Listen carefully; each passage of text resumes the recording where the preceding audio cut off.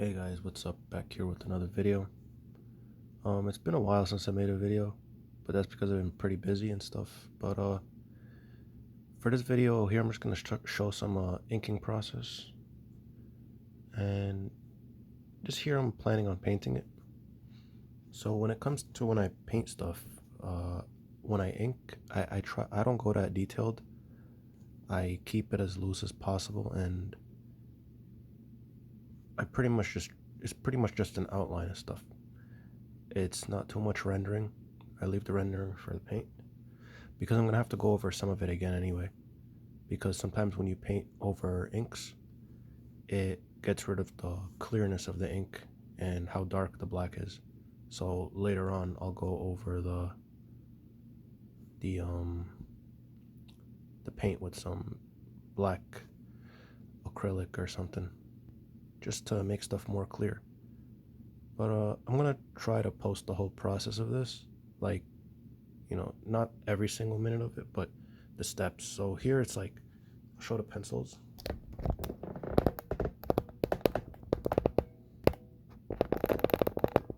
So Mr. Miracle and Big Barda. But yeah, it's like when I paint stuff, I'm gonna start to paint more stuff because I don't like keeping stuff black and white unless of course somebody asks for it to stay in black and white. But I really like to color my stuff, so from now on I'll probably be coloring more. And so the way I'm gonna ink the stuff is just to do it a bit loosely in the beginning, right? And then go harder on the rendering when it's when I'm painting it.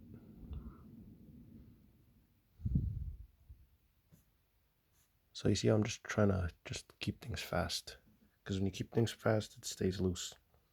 So that's good. But yeah, here I'm just inking the anatomy and stuff, and all I'm trying to do is get the shapes to be clear with the black ink. And as you could see, also like the pencils are also pretty loose. So if you're gonna try like a method like this where you keep things loose and then you go in and tighten it up when you ink later or something, well, I mean, yeah, when you ink, you got to make sure that you know what you want to draw. I'm not gonna keep something loose if I don't know what it's gonna be. So that's why the thing that I keep sharp the most are like the figure, right? Make sure the figures are very clear, because if they're not, and you pencil them in, and then when it comes to inking, you're gonna forget what you wanted to draw. So you gotta make sure everything is you could see it in your head, whatever you can't see in your head, pencil completely.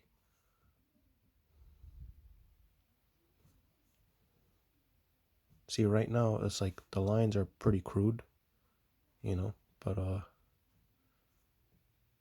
that's all right because later on I'm gonna paint over it anyway.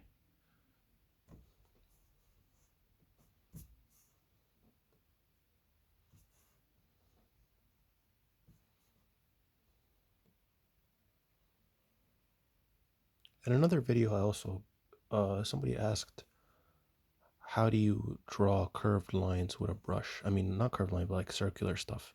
It's like, you saw how here when I was doing that, I would twirl the brush with my fingers as I go along, and so it keeps the line crispy, or whatever the term for that is.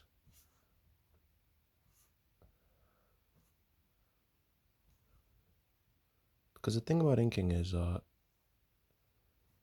a lot of people don't use a brush because it's very time consuming.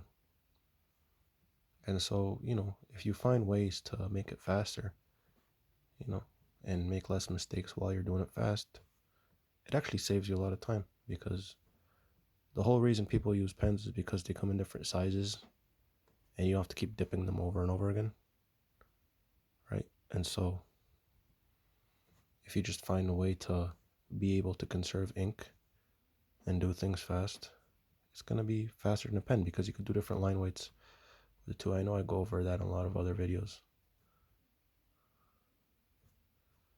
But yeah, here you could just do as many line widths as you can, like really as long as what's it called? As big as the brush could be. Or as big as the brush can make them, whatever. But yeah.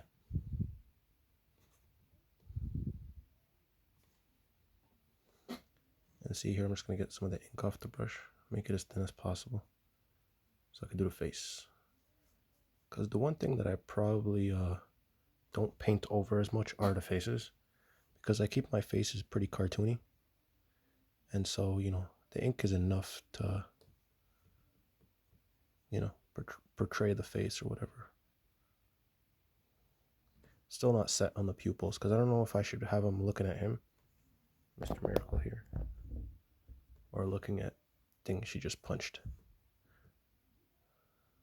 So I don't know.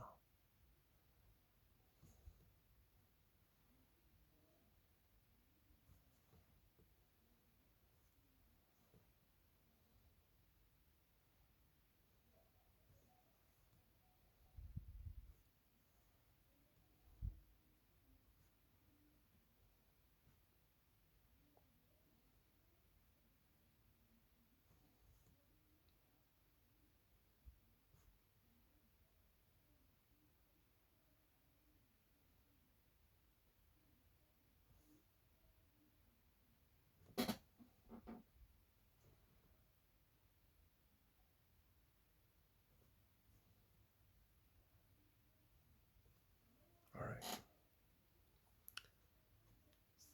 And yeah, the inking,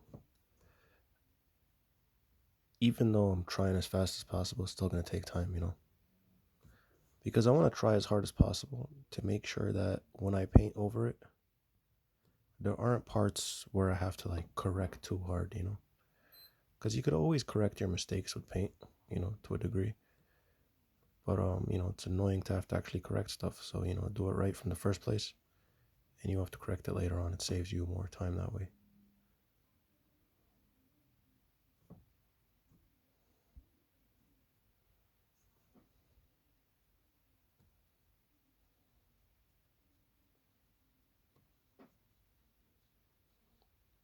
And also, one thing I really like about this brush is that you could hold it so many different ways. I mean, like, use it many different ways, where you don't always have to like uh, do brush strokes. Sometimes you could even draw with it up.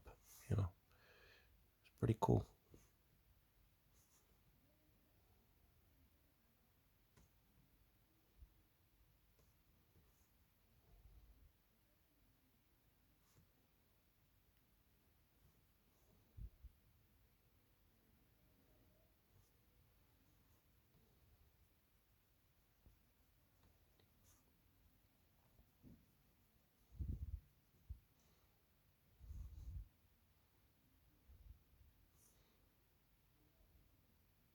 So rendering in big shadows with the black ink saves a lot of time when you're painting, because you'll be able to see it through through what's it called, the paint. Sometimes even the acrylic. As long as you don't go too heavy with the acrylic, you'll be able to see the inked in shadows. So that's good. See, I used to use charcoal when I would paint, but the only problem with that is you couldn't use watercolor as much as a layer below the acrylics, because the watercolor would just spread the charcoal, and that would piss me off. So now I just use ink because it stays stable. It's doesn't just spread. But you can never really finish. Um, a piece won't look finished with just watercolor and inks unless it's like very fine line inks. But if you use like very high contrast inking like this, you have to use acrylic, because the watercolors are they're saturated, yeah, because I use dyes. They're concentrated watercolors, but they're not as like powerful. The colors aren't as powerful as acrylics, you know. The chalkiness and like this like muddiness of inks takes away from watercolor. It feels like, because watercolor you could always see the paper through it, and so that's a problem because it gives like this fading type uh, quality to the picture, and the colors of the paint or whatever what you colored in, you know. So, and you could always, the inks will be more powerful, you know. And so when you use watercolor and then use ink, acrylics on top of it, you know, it gives that feeling where it feels, the colors feel more solid, and that's always a good feel, you know. Feels like the colors are more clear. And you know, that's the whole thing about coloring. It's like colors can make or break the piece. So you got to make sure when you're coloring you choose the right medium, and you know, right medium to go along with whatever medium you drew with. So if I'm drawing with ink, I got to make sure that the colors can match that, uh the ink's power, you know. Ink is very powerful because it's like really dark, and so if you use something like watercolor, it just can't, it doesn't match with it. With watercolor, like I prefer to use sometimes even color pencil before I begin, or like maybe even like a dark pencil. Yeah, watercolor is just, it's too weak to match with ink. You have to use something like acrylic or gouache. Sometimes even gouache is I've never used it much, honestly. I did use it, but like it's not like I didn't use it as much as I used acrylics. I just don't like that watercolor feel of it. And you see here, I'm just trying to get the textures too with the ink, right?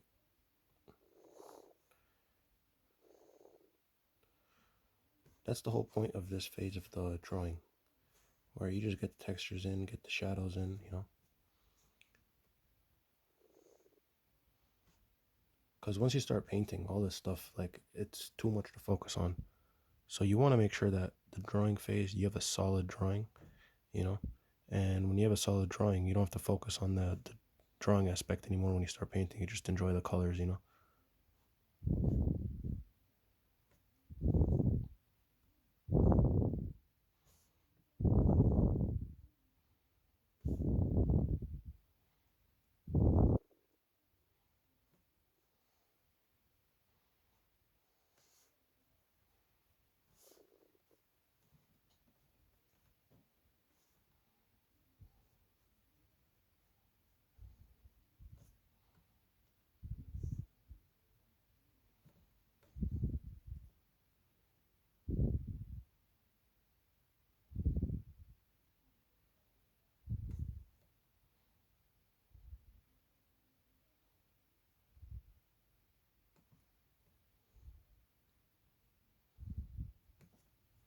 All right, so pretty much get the idea, right?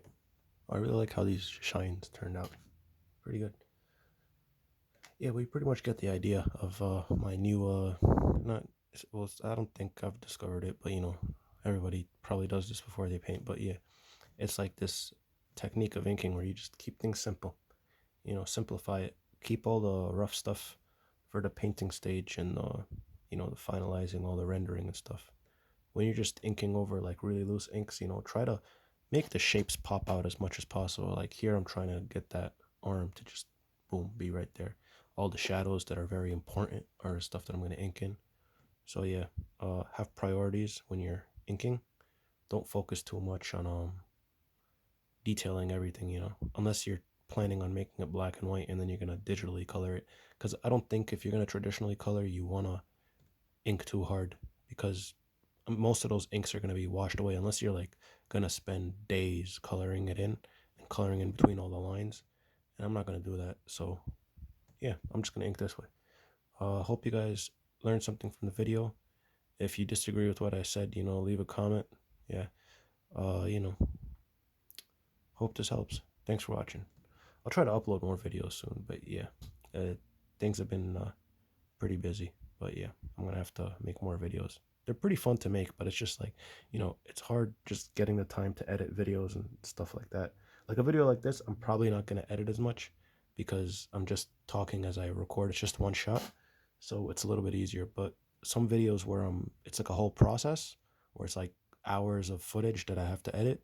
Those take like hours to edit. So yeah, it's rough, but I'm gonna have to find time for those. I have a couple of pieces where I recorded the full process, but I didn't um I didn't edit them yet. I still gotta look through the footage, find the best parts, and do some voiceover stuff. So yeah, but But I hope you guys enjoyed this video. More to come, hopefully, and have a good time. Later.